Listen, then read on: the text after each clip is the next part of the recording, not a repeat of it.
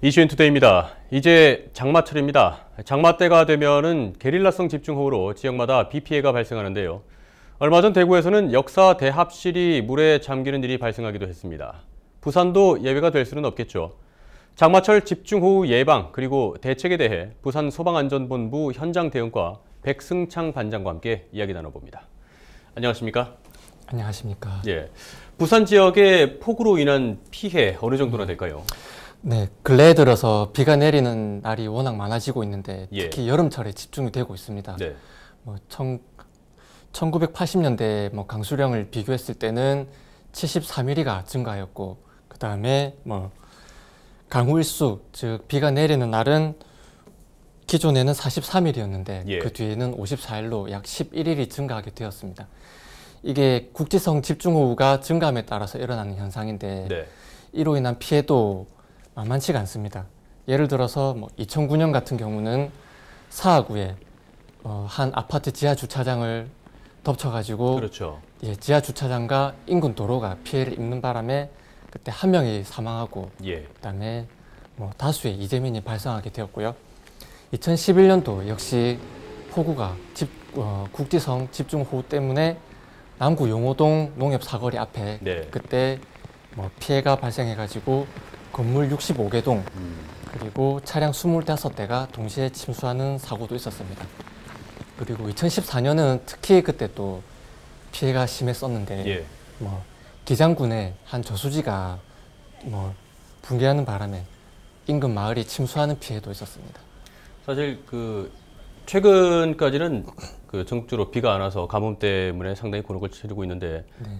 좀 크게 보자면은 사실 부산 지역의 강수량이 좀 심상치가 않습니다. 작년 같은 경우도 시간당 130mm의 집중호우가 내리기도 했는데 이 130mm라는 게 사실 잘 어느 정도인지 실감이 잘 나지는 않거든요. 네. 어느 정도 피해를 줄 수 있는 규모라고 보면 되겠습니까? 예를 들어서 해외 사례를 보면 예. 올해 4월에 해외 콜롬비아에 시간당 130mm의 호우가 쏟아졌는데 네네. 그때 약 한 450명 정도가 사망을 하거나 실종을 하였고요. 그리고 도로의 80% 이상이 망가지는 그런 피해가 있었습니다. 2014년도 그와 비슷한 폭우 때문에 고리에 2호기가 멈춘 사례도 있었고요. 예예. 그리고 시간당 130mm 폭우라면 우리 부산지방기상청이 호우 관련 통계를 73년도부터 통계를 내기 시작했는데 그때부터 두 번째로 많은 그런 강수량이라고 보시면 됩니다. 어떻게 보면은 이제 비 피해에 대한 그런 체계가 제대로 갖춰져 있지 않으면은 다른 나라 사례처럼 그렇게 네. 큰 피해가 발생할 수도 있는 그 정도의 양을 보면 되겠군요. 네, 맞습니다. 이제 가뭄에 이어서 장마가 시작되고 장마 때면은 보통 게릴라성 집중호우가 많이 또 발생을 하는데 네. 이럴 때면은 좀 폭우 취약 지구에 사는 주민들이 상당히 많은 피해를 입습니다. 네. 폭우 취약 지구는 좀 어느 곳으로 보면 될까요? 저지대 쪽에 좀 집중이 되어 있습니까? 아무래도 물이 높은 곳에서 낮은 곳으로 흐르니까 예. 저지대가 특히 위험하고요.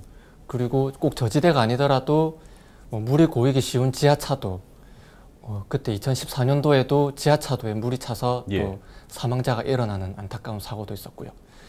그리고 노후 건물, 오래된 건물이나 산사태에 취약한 지역들도 폭우에 위험한 곳이라고 볼 수 있습니다. 일반적으로 이제 그렇다는 거죠. 폭우 네. 취약 지구. 그럼 예. 부산 같은 경우에 좀 특징 있는 부산의 특성을 반영한 그런 폭우 취약 지구도 따로 분류가 됩니까?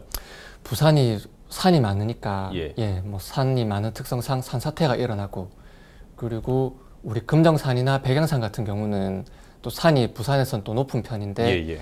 그를 둘러싼 급경사지 그리고 우리 또 부산은 대한민국 제1의 항구 도시니까 해안을 끼고 있는 저지대 그리고 지금 아파트도 많이 올라가고 있는데 그런 대형 공사장 그리고 오래된 건물들이 곳곳에 있기 때문에 그런 곳이 부산도 역시 폭우에 취약하다고 볼 수 있습니다. 그리고 또 앞서도 말씀하셨지만 기장의 저수지처럼 곳곳에 또 저수지가 있지 않습니까? 네. 저수지도 폭우가 발생하면 일반적으로 좀 위험한 장소에 포함이 되나요? 예, 그렇습니다. 저수지 같은 경우는 특성상 농업 용수를 위해서 저수지가 존재를 하는데 예. 그렇기 때문에 인근의 농가나 농경지가 많이 집중이 되어 있습니다.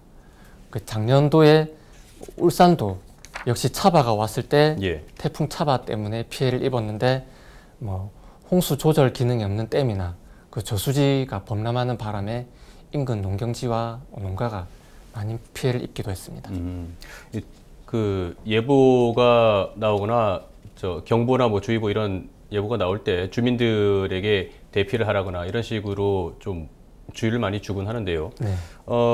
어느 정도의 예보 단계에서 주민들이 좀 적극적으로 대처를 하면 되겠습니까?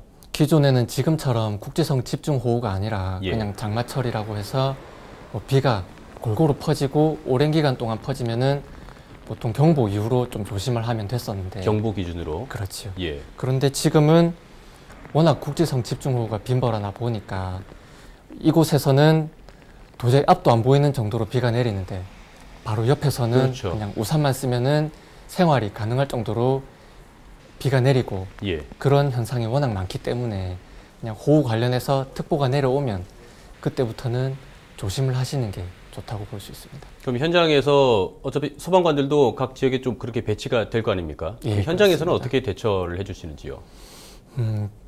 작년이 아니고 2014년도 비가 많이 왔을 때 같은 경우도 예. 저희가 특보가 내려왔을 때 뭐 기존에 있던 취약한 시설이라든가 저희가 순찰을 미리 다닙니다. 네네. 그러면서 뭐 취약한 시설물, 그 다음에 저희가 봤을 때 위험하다고 판단되는 뭐 위험 요소 같은 것들은 저희가 미리 순찰을 돌면서 사전에 제거를 하기도 합니다.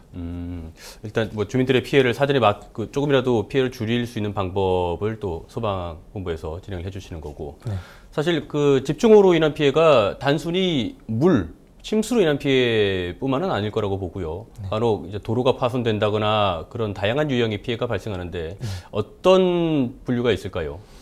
네, 우리 집중적으로 비가 내렸을 때 차라리 뭐 피해가 침수뿐이면은 오히려 뭐 불행 중 다행이라고 볼 수 예. 있는데 뭐 워낙 개발하면서 산도 많이 깎으면서 네네. 산사태도 일어나고 그냥 산사태가 일어나면은 인근 도로를 덮치면서 도로가 덮치면 일단 저희 소방차 출동에도 지장이 있고요. 그렇죠.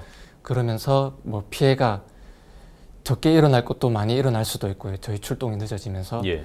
그리고 산사태가 도로뿐만 아니라 건물을 덮치게 되면 이제 건물에 거주하시는 분들도 많은 피해를 입게 되고요.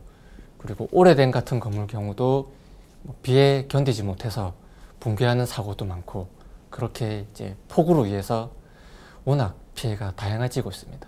만약에 그 붕괴나 이런 사고가 발생했을 때 네. 그러면 어쨌든 그 현장에서 믿을 거라고는 사실 119밖에 없거든요. 네. 예, 구조는 현장에서 어떤 식으로 진행이 되는지요? 네, 구조를 하면 뭐 워낙 아까도 말씀드렸듯이 피해가 다양하기 때문에 예. 뭐 1000가지 재난이 있으면은 구조 방식도 1000가지 방식이 있습니다. 그래서 뭐 딱 구조는 이렇게 한다라고 딱 잘라서 말씀드리기는 어려운데 네. 만약에 침수 때문에 누가 고립이 되었다 그러면은 저희가 일단 대원이 투입되기보다는 장비를 먼저 쓰는데 장비가 쓰기도 여의치가 않다. 예. 그러면은 저희가 안전장구를 먼저 착용을 하고 대원이 투입되는 경우도 있고요. 그리고 건물이 붕괴가 되었다. 그러면은 저희 대원이 직접 잔해를 제거할 수 있으면은 그렇게 해가면서 사람을 신속하게 구조를 할 수 있는데 그렇지 않고 예. 워낙 큰 건물이 붕괴를 하게 되면 중장비를 동원해야 되니까 중장비로 잔해를 걷어가면서 구조를 하는 방식도 있고 여러 가지 구조 방식이 있습니다. 이게 구조를 하더라도 그 계속 비가 내리는 와중에 구조를 하는 그런 상황도 벌어지지요. 비가 우리는 그쳤다고 하지만 구조 도중에 비가 올 수도 있고요. 예. 그리고 비가 오고 있을 때도 신고가 들어오면 저희는 뭐 비가 오든 뭐 어떻게 되든 출동을 해야 되니까 비를 맞으면서 구조를 하는 경우도 뭐 빈번합니다. 혹시나 2차 사고의 위험도 있을 거 아닙니까? 2차 사고로 하면 뭐 붕괴가 일어났는데 집안이 약해서 추가로 붕괴가 예, 일어날 그렇죠. 수도 있고요. 그 다음에 뭐 그런 일은 잘은 없겠지만 뭐 감전이 된다거나 예. 그런 2차 사고도 충분히 일어날 수가 있습니다. 현장에서 어쨌든 그 각종 가능성이 다 대비해서 대처를 하셔야겠군요. 네. 일단 뭐 지방자치단체나 소방당국에서 사실 그 많은 예방 활동도 하고 그리고 사후 대처도 적극적으로 해주고 계십니다만은 그런 것도 중요하겠지만 시민들의 안전 의식이 무엇보다 중요하다고 생각되는데요. 시민들은 이렇게 집중호우가 예상될 때 어떻게 대처를 하면 되겠습니까? 먼저 가정에서는 비가 온다고 이제 예보가 되면 비가 새거나 뭐 배수로가 막힌 곳은 미리 뚫어줘서 뭐 물이 잘 빠지도록 미리 준비를 해주셔야 되고요. 그리고 뭐 침수가 예상되는 지역이나 뭐 우리는 비가 오면은 우리 집은 자주 이렇게 피해를 입더라 하시는 분들은 미리 모래주머니 같은 것들로 해서 비가 들어오지 않도록 모래주머니 같은 것도 미리 준비하는 것이 좋고요. 그리고 운전하시는 분들은 뭐 하천이나 저지대 같은 곳에 주차를 하셨다면 고지대로 차량 이동을 옮기고, 하시는 게 좋고요. 그리고 뭐 집안 곳곳을 둘러보면서 뭐 담장이나 축대를 보시면서 아 위험하다 싶으시면은 미리 그것도 보수를 하시는 게 좋다고 볼 수 있습니다. 그리고 또 비가 오는 줄 알면서도 운전을 하시는 분들도 계시는데 그런 분들은 비가 오게 되면은 뭐 평소보다 속도를 50% 이상 천천히 뭐 운전을 하시고요. 그리고 타이어 압력도 10% 이상 평소보다 10% 이상 미리 공기압을 채워서 채워주시고요. 그리고 뭐 마모가 심하다 그러면 미리 타이어를 교체하셔서 수막 현상이라고 하지요. 타이어가 뭐 비에 물에 미끄러지는 현상도 방지해 주시고요. 그리고 무엇보다 중요한 거 앞차와의 안전거리를 평소보다 2배 이상 띄워주시는 게 중요하다고 볼 수 있습니다.